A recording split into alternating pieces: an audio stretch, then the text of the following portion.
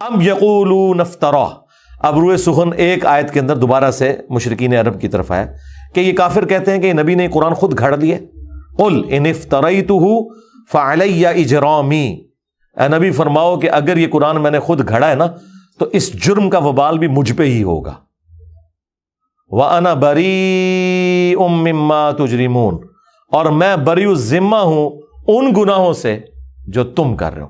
دیکھیں اللہ کا تو سٹائل ہی بات کرنے کا اور ہے. ویسے یہ انتہائی گستاخانہ آیات ہیں قرآن میں اس طرح کی جتنی ہے نا جو ادھر صوفیت کی ڈاکٹرن ہے. اب مجھے بتائیں یہ جواب ہونا چاہیے تھا کہ اے نبی تم فرماؤ کہ اگر میں نے اللہ پہ جھوٹ باندھا ہے تو اس جرم کا وبال بھی مجھ پہ ہی ہوگا. وہ کہیں گے توبہ توبہ کر یار, مطلب نبی کس طرح کہہ سکتا ہے کہ میں جھوٹ بنے ہے. بھائی سمجھانے کے لیے ہر لیول پہ اترنا پڑتا ہے. لوگ کہتے ہیں نا باتیں کہاں سے آ جاتی ہیں, جب گمراہیاں آتی ہیں نا تو باتیں آتی ہیں.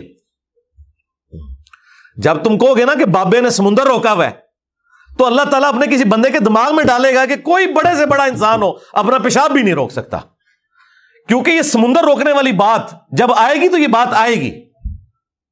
حضرت ابوبکر صدیق کے دماغ میں یہ بات کہاں سے آئی؟ قرآن و حدیث میں تو کہیں نہیں لکھی تھی کہ جو محمد کی عبادت کرتا تھا جان لے محمد مر چکے. قرآن میں تو نہیں لکھا ہوا تھا یہ, اور نہ کسی صحابی نے حضور کی عبادت کی تھی. یہ اللہ نے ان کے دماغ میں ڈالا کہ یہ کیا ہے. اس کی وجہ یہ ہے کہ جیزس کرائسٹ کو لوگوں نے خدا بنایا, کہیں محمد رسول اللہ دوسرے جیزس کرائسٹ نہ بن جائے. حضور کی بات یقیناً انہیں یاد آئی ہوگی کہ دیکھنا میری شان بلند نہ کرنا, جس طرح عیسیٰ ابن مریم کو لوگوں نے بڑھا دیا تھا. میں اللہ کا بندہ اور اس کا رسول ہوں. اسی کو ایلبریٹ کر دیا حضرت ابوبکر صدیق نے انتہائی گستاخانہ خطبے میں, انورٹڈ کاماز کے اندر, ان کی نظر میں. وہ ہمارے استاد مولانا ساق صاحب کہتے تھے نا, او پائی جدو توحید بیان کریں گے تو آٹومیٹیکلی گستاخی ہو جائے گی. کیوں؟ تم نے توحید کو گستاخی سمجھا ہوا ہے, تمہاری نظر میں تو آٹومیٹیکلی گستاخی ہو جائے گی نا. تو یہ گستاخی تو ہونی ہے, کیونکہ توحید کا تو مطلب ہی ہے کہ اختیار اللہ کے پاس ہے, مخلوق کچھ نہیں کر سکتی.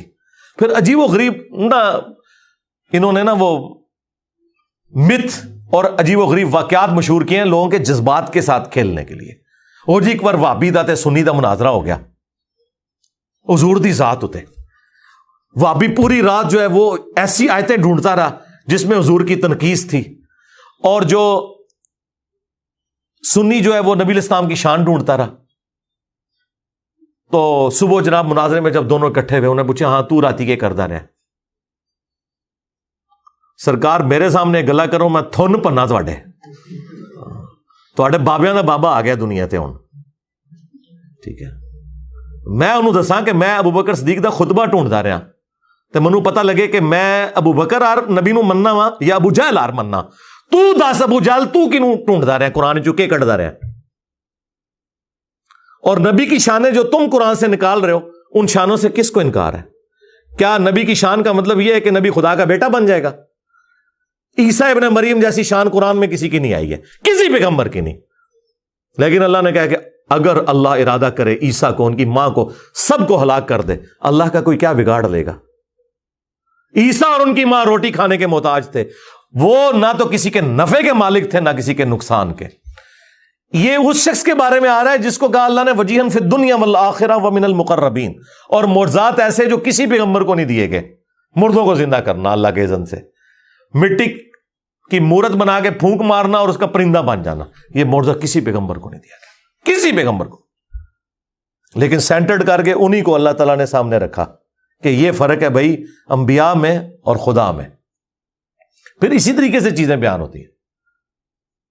وہ جی پھر مناظرے سے پہلے جب پوچھا تو وابی نے کہا ہاں جی میں تو یہی آیتاں لبدا رہا. تو انہوں نے کہا بس دیکھ لے کون نبی دی شان ڈھونڈتا ہے تو کون تنقیص ڈھونڈتا ہے. اگر کسی کا یہ عقیدہ ہے کہ توحید بیان کرنے سے نبی کی تنقیص ہوتی ہے تو یہ بلیم وہ کسے دے رہا ہے؟ اللہ کو. انہوں نے انبیاء کو منی گاڈ مانا ہوا ہے اور اولیاء کو منی رسول مانا ہوا ہے. یہ میرا ایک جملہ ہزاروں کتابوں پہ بھاری ہے. یعنی آپ ہزاروں گمراہیاں ایک کتاب میں جمع کریں نا اور آپ اس کی وجہ پوچھیں نا تو یہ ہے کہ یہ نبیوں کو منی گاڈ مانتے ہیں اور اولیاء کو منی رسول مانتے ہیں. بس یہ وہ فرق ماننے کے لیے تیار ہی نہیں ہے چونکہ قرآن تو پڑھا ہی نہیں ہے. اب ان ساری باتوں کے ہوتے ہوئے مجھے تو صبح شام ان کے اوپر قنوت نازلہ پڑھنی چاہیے, لیکن میں سمپل کہتا ہوں کہ مرنے سے پہلے اے مسلمان کر لے اس پہ غور. کتابوں کا خدا اور ہے بابوں کا خدا اور کتابوں کے خدا اور بابوں کے خدا میں یہ فرق ہے کہ جو بابوں کا خدا ہے نا، بس وہ خدا بڑا بھائی اور نبی چھوٹا بھائی، بس اتنا فرق ہے. لیکن کتابوں کا خدا یہ کہتا ہے کہ خدا خدا ہے، مخلوق مخلوق ہے. لیکن یہ باتیں اب کون کرے؟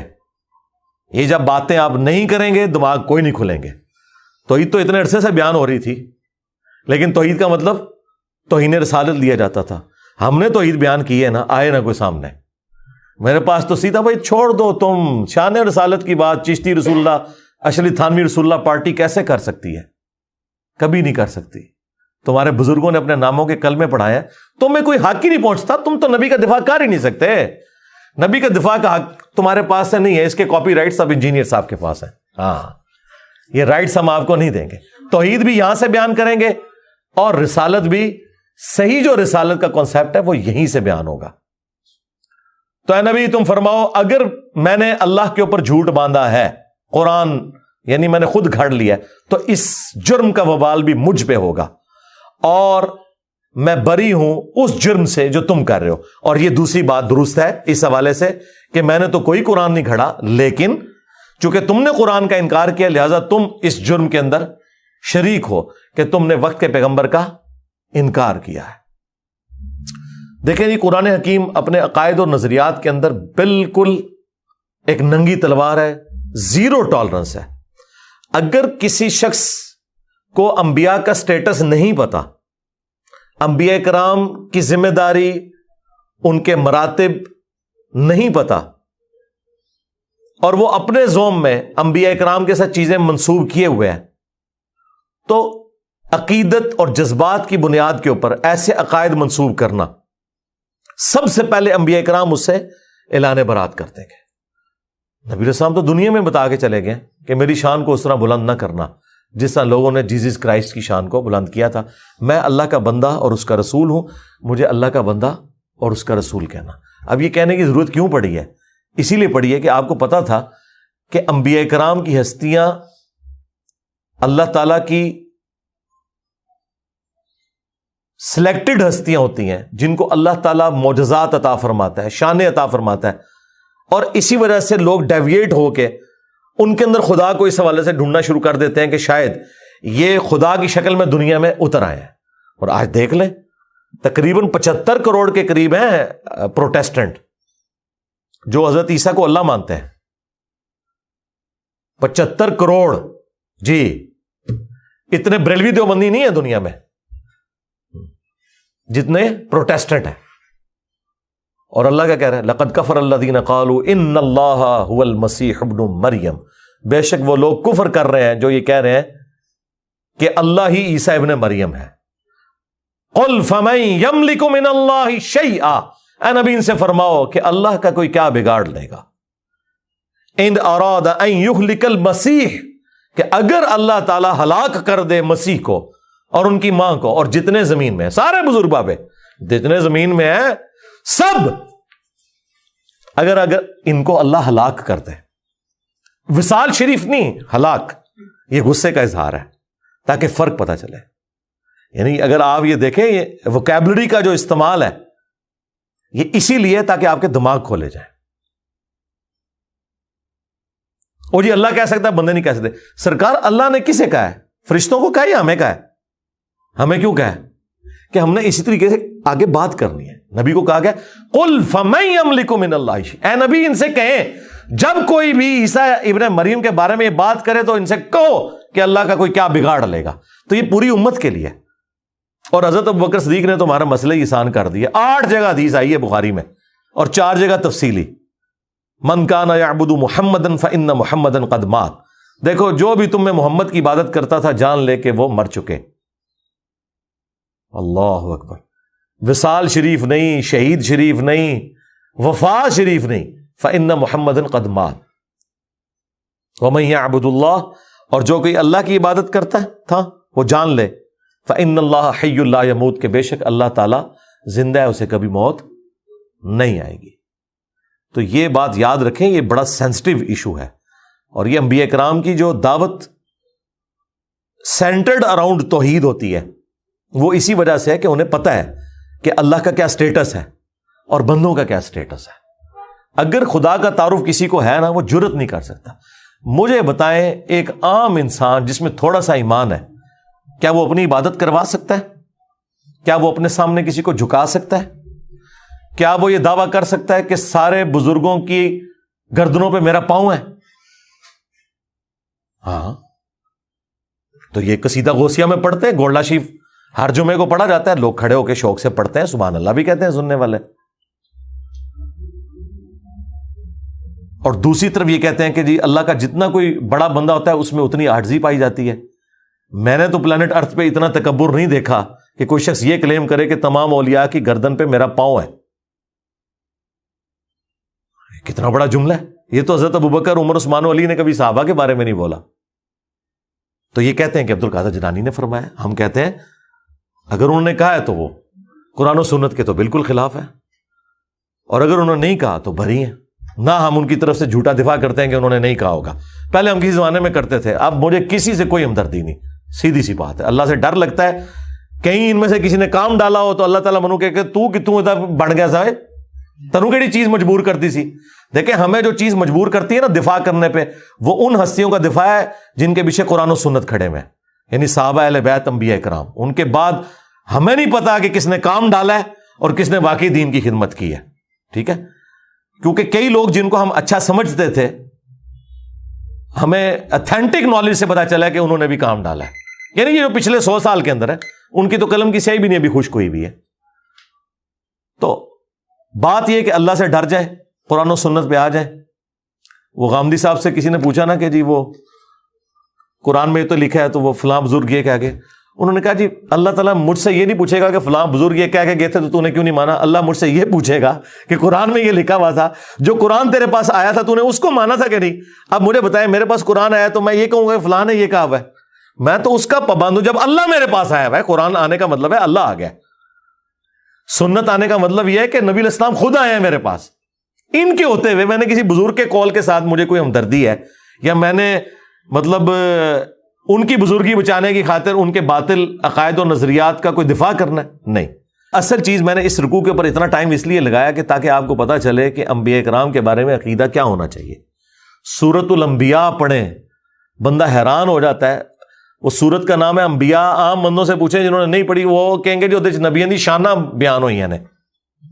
حالانکہ انبیاء جو سورۃ الانبیاء ہے اس میں اللہ تعالیٰ نے بتایا کہ انبیاء کا سٹیٹس کیا ہے, انہوں نے کیا کام کیا, اور نبی میں اور اللہ میں فرق کیا ہے.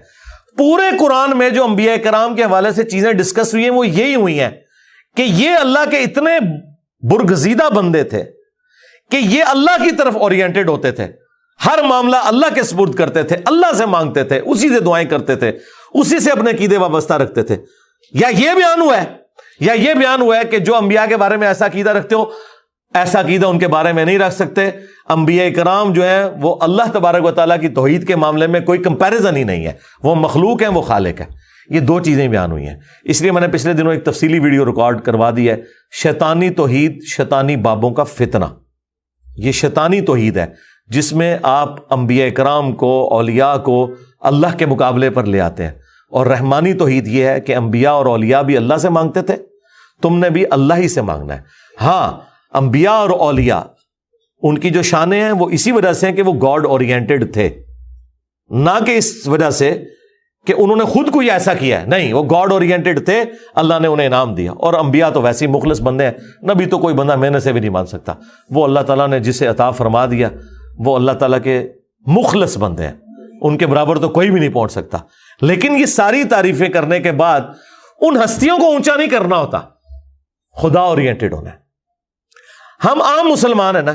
اب مجھے بتائیں, اللہ کے فضل سے میں نے جو سٹیٹس اویل کیا ہے اس دعوت کے عوض ختم نبوت کی برکت سے, اس طرح کا سٹیٹس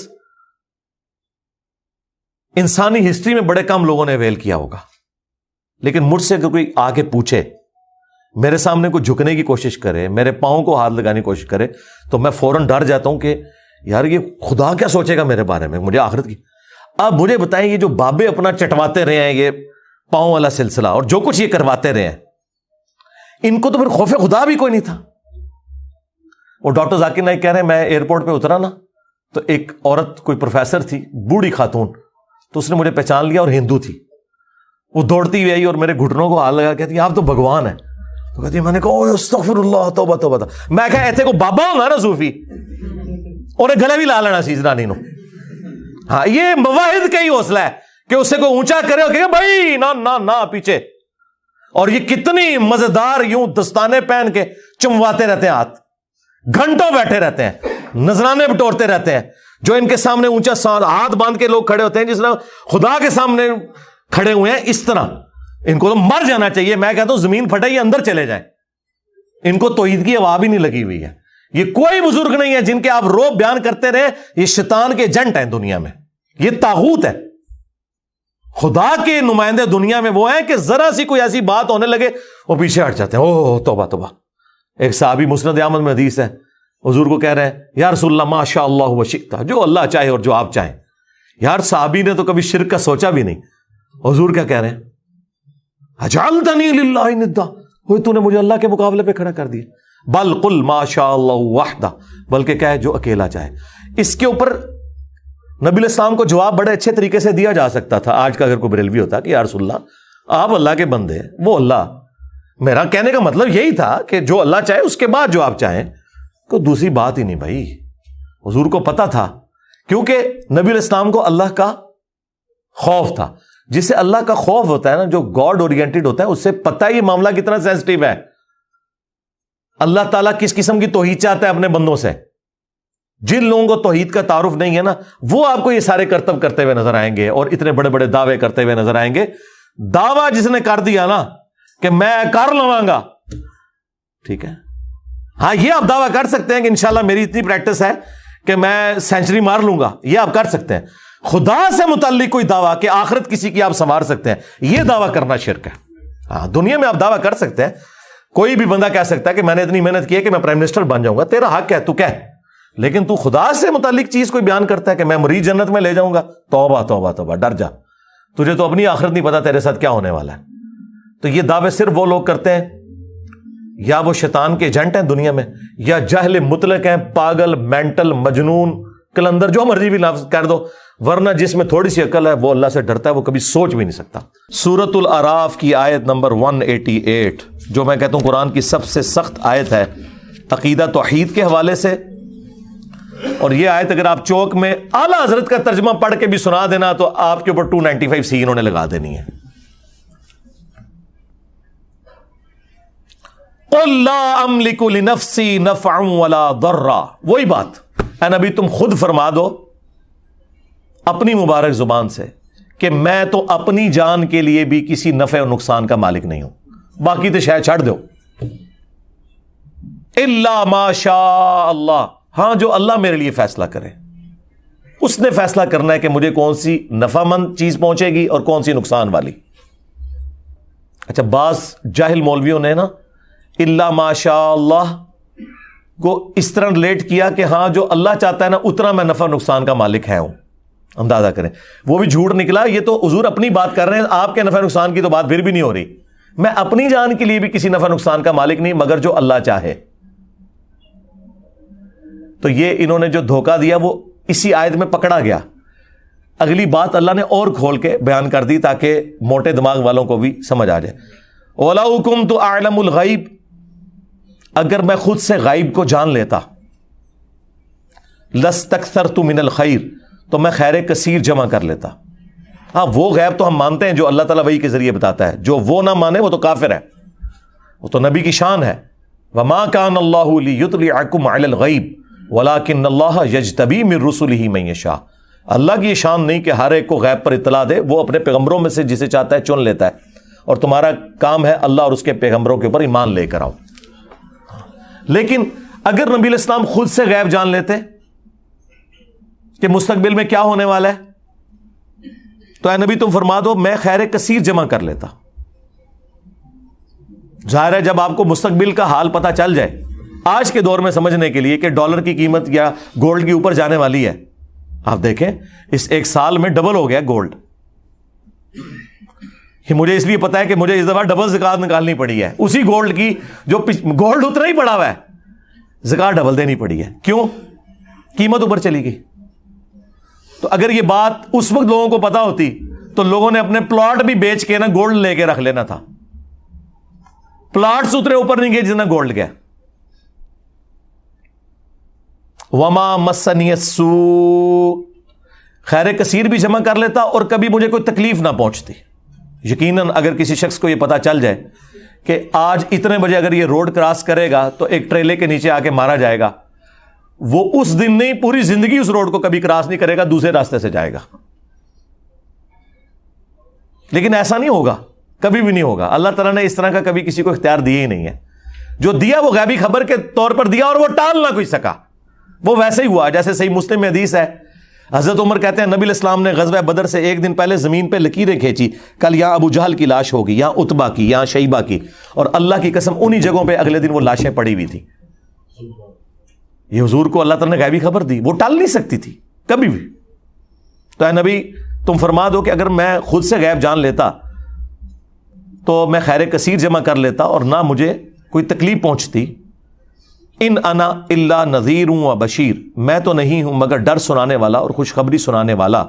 لقوم یؤمنون، ان کے لیے جو بات ماننا چاہیں، ایمان لانا چاہیں. میرا سٹیٹس پیغمبروں والا ہے، میں کسی کے نفع نقصان کا مالک نہیں ہوں. اور نفع نقصان میں وہ ساری چیزیں ہیں، آکسیجن، کھانا پینا، ٹوائلٹ یعنی پیشاب، نیند، یہ تمام چیزیں. اگر رسول اللہ کا یہ سٹیٹس ہے سرکار تو بابے تو شاہ ہی کوئی نہیں. ہاں کیونکہ میرے نبی سا ہے ہی کوئی نہیں، تیرے بابے تھے شاہ ہی کوئی نہیں. اس لیے میں کھول کھول کر چیزیں بیان کرتا ہوں تاکہ کسی موٹے دماغ میں بھی کوئی کہیں کو کیڑا گھسا ہوا ہے نا، کسی شیطان نے گھسایا ہوا ہے تو اسے سمجھ آ جائے. قرآن اور احادیث اپنی تعلیمات کے اندر اتنے واضح ہیں کہ اس میں شیطان کا کوئی دخل نہیں ہے. یہ مولوی ہیں جو آپ کو آیات اور احادیث نہیں بتاتے بلکہ اپنے بزرگوں کی تعلیمات بتاتے ہیں، جس کی وجہ سے آپ ڈی ٹریک ہو جاتے ہیں. اور پھر جب ہم آپ کو سمجھاتے ہیں تو ان کی چیخیں نکلتی ہیں، کیونکہ انہیں پتہ چل جاتا ہے کہ آپ انجینئر صاحب جو بتا رہے ہیں نا، تو سب سے پہلے تو آ کے ہمارے گاٹے ہماری عوام نے فٹ ہونا ہے کہ جناب تسی کے سانو قرآن حدیث پڑھا دے رہے. حضور کے لیے سب سے سینسٹیو ایشو ہے ہی توحید تھا، اس لیے آپ نے آخری وقت کے اندر توحید کے اوپر ہی بات کی ہے. بخاری مسلم دونوں میں حدیث ہے. اما عائشہ سلام اللہ علیہا کہتی ہیں کہ نبی علیہ السلام کے آخری دن بیماری کے چل رہے تھے، آپ تکلیف کی وجہ سے بار بار اپنی چادر اپنے چہرے مبارک سے ہٹاتے، پاس ایک پانی کا برتن تھا اس سے ہاتھ گیلا کر کے بخار کو ٹھنڈا کرنے کی کوشش کرتے، اور بار بار یہ کہتے لعن اللہ الیہود والنصارى اتخذوا قبور انبیائہم مساجدا، اللہ کی لعنت ہو یہود و نصارہ کے اوپر، انہوں نے اپنے نبیوں کی قبروں کو سجدہ گاہ بنا لیا تھا. آخری وقت کیا بات ہو رہی ہے کہ نبیوں کو اللہ کے مقابلے پہ کھڑا نہ کر لیا جائے. اور اما عائشہ کہتی ہیں رسول اللہ ہمیں ڈرا رہے تھے، اور اگر یہ خدشہ نہ ہوتا کہ لوگ رسول اللہ کی قبر پہ سجدے شروع کر دیں گے تو میں حضور کی بیوی ان کی قبر مبارک کو لوگوں کی زیارت کے لیے اوپن چھوڑ دیتی، یعنی حجرے کی دیوار گرا دی جاتی، جو چاہے جس وقت چاہے قبر رسول پہ حاضر ہو. حجرے کی دیوار نہیں اما عائشہ نے گرائی، آج تک نہیں گری اللہ کے فضل سے. آج بھی وہ خیر اب تو بہت پیچھے جا چکی ہے، اب جالیاں اس کے آگے. اما عائشہ کو تو کسی نے نہیں کہا کہ حضور نے کہا تھا مجھے تو تم سے شرک کا خدشہ ہی نہیں ہے، تو آپ آخری وقت میں اس کو شرک سے کیوں ریلیٹ کر رہی ہیں؟ اس زمانے میں کہانیاں نہیں ہوتی تھی. وہ آپ میری ویڈیو دیکھیں، مجھے تم سے شرک کا خوف نہیں. وہ حضور نے اسپیسیفکلی صحابہ کرام کے بارے میں کہا تھا، اور صحابہ کے پیٹرن پہ صرف ایک جماعت قیامت تک شرک سے محفوظ رہے گی، یہ میں مانتا ہوں. ایک جماعت، جس طرح کہ بنی اسرائیل پوری کی پوری گمراہ ہو گئی، یہ امت پوری گمراہ نہیں ہوگی. اس لیے حضور نے کہا تھا مجھے اپنی امت سے شرک کا خوف نہیں کہ یہ ساری مشرک ہو جائے. باقی وہ ویڈیو آپ دیکھ لیں. حضور تو صحیح بخاری میں ہے، حضرت عمر کہتے ہیں میں نے ممبر پہ حضور سے خود سنا ہے کہ دیکھنا میری شان کو اس طرح بلند نہ کرنا جس طرح نصارہ نے اپنے پیغمبر کو بڑھا دیا تھا عیسیٰ ابن مریم کو. میں اللہ کا بندہ اور اس کا رسول ہوں، مجھے اللہ کا بندہ اور اس کا رسول ہی کہنا. اور پھر ایک اور حدیث بخاری مسلم دونوں میں، حضور کے بیماری کے دن آخری چل رہے ہیں، حضور کی 3 بیویاں حضور کے پاس بیٹھی ہوئی ہیں. ظاہر ہے سب سے ایک کلوز رشتہ اس حوالے سے، اور پھر یہ بھی آزمائش کہ وہ حضور کی وفات کے بعد کوئی اور خامن بھی چوز نہیں کر سکتی. یہ کتنی بڑی آزمائش ہے. مرتبہ امہات المومنین کو ویسے نہیں مل گیا. آپ سیدہ عائشہ کی تکلیف کا اندازہ کر سکتے ہیں کہ ایک 18 سال کی بچی جس نے حضور کے بعد 47 سال زندہ رہنا ہے، اس کو اللہ نے ایک بچہ بھی نہیں دیا کہ اس کے سارے زندگی گزار لے.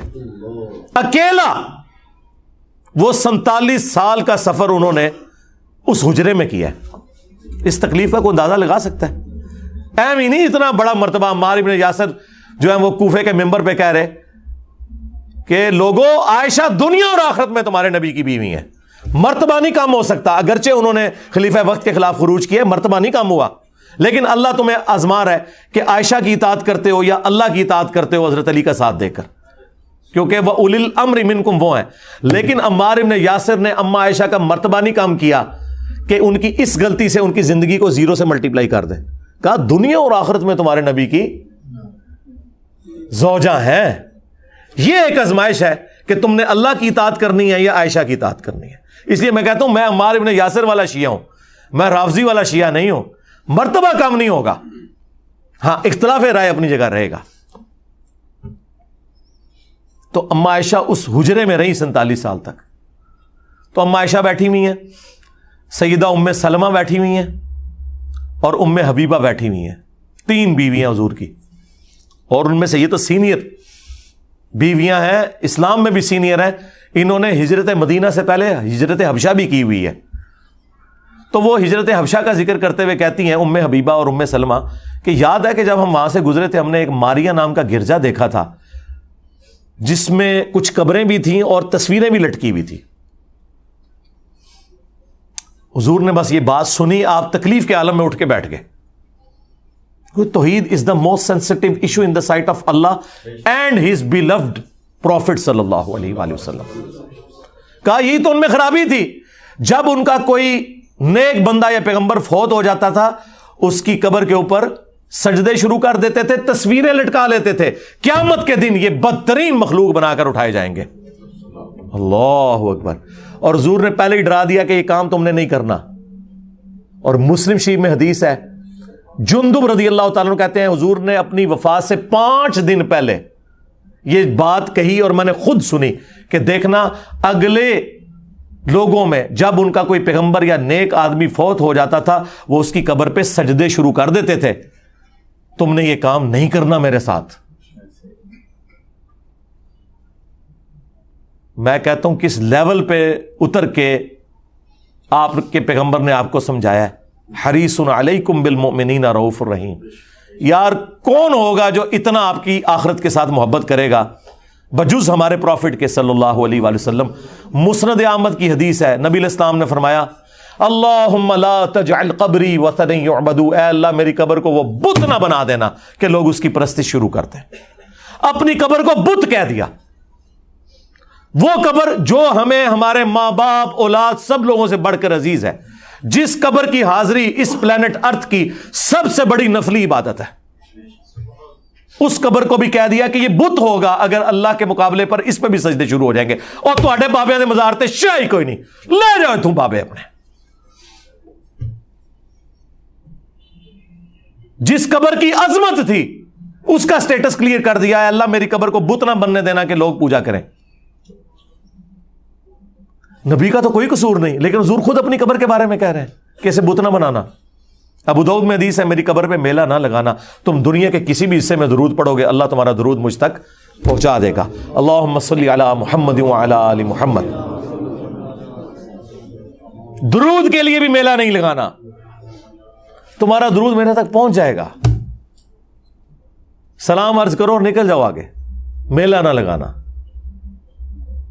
وہ 4 کتابوں میں، الموطا امام مالک میں، فضل الصلاۃ علی النبی میں، المصنف ابن ابی شیبہ اور سنن کبریٰ البیہقی میں، کہ عبداللہ بن عمر جب بھی مدینہ شریف سے نکلتے سفر کے لیے یا واپس آتے ان کی روٹین تھی کہ مسجد نبوی میں 2 نفل پڑھتے، قبر رسول پر آ کر عرض کرتے السلام علیکہ یا رسول اللہ. پھر حضرت ابو بکر کی قبر پر السلام علیکہ یا ابا بکر، اور پھر حضرت عمر کی قبر پہ السلام علیکہ یا عمر. ایک روایت میں یا ابتا، اے میرے باپ آپ پر سلام ہو. وہ اپنی جگہ ٹھیک ہے، اس قبر جیسا تو ہے ہی کوئی نہیں.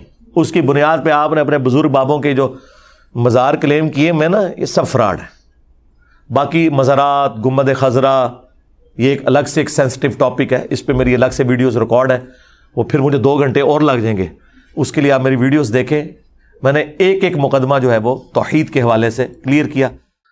سبحانک اللہم و بحمدک اشہد ان لا الہ الا انت استغفرک و اتوب الیک وما علینا الا البلاغ المبین. جزاکم اللہ خیرا.